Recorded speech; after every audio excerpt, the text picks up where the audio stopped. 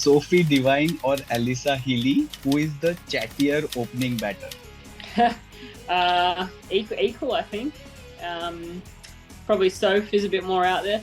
What is the one thing you can do better than Rachel Hales? Not much. Nothing. I can't do anything better than Rach. If you had to organize a dog date for Robbie with another cricketer's dogs, whose would you pick?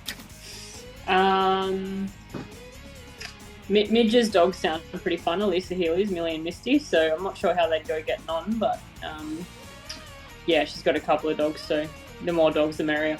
If they suddenly decided the next World Cup final would be decided by a dance-off, which Australian teammate would you nominate for it? I would nominate someone like Sophie Molyneux. I know she's not in the team at the moment, but I saw her strutting her stuff on the stage with Katy Perry, so I'd vote for her. What's one reason left-handers are cooler than right-handers? We're just more annoying, to play against, which is fun. So when they're on your team. One sports person from another sport you admire? Roger Federer, obviously just retired. His longevity was pretty amazing. If you could steal one shot from any other batter, who would it be? Probably just Sophie Devine's ability to clear the boundary and hit sixes for fun when she feels like it.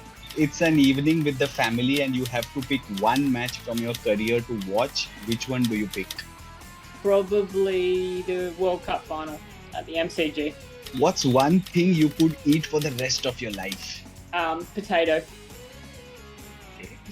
So versatile. What's your best T20I knock? That's a tough question.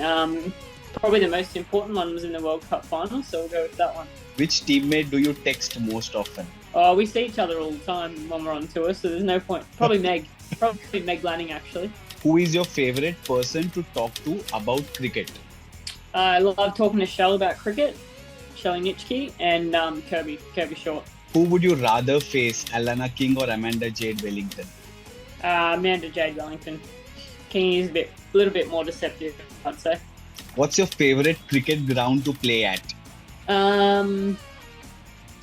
Either a full MCG with 86,000 or Allan Border Field in Brisbane. The Australian men's team of the 2000s or the current Australia women's side, which is the more dominant one? They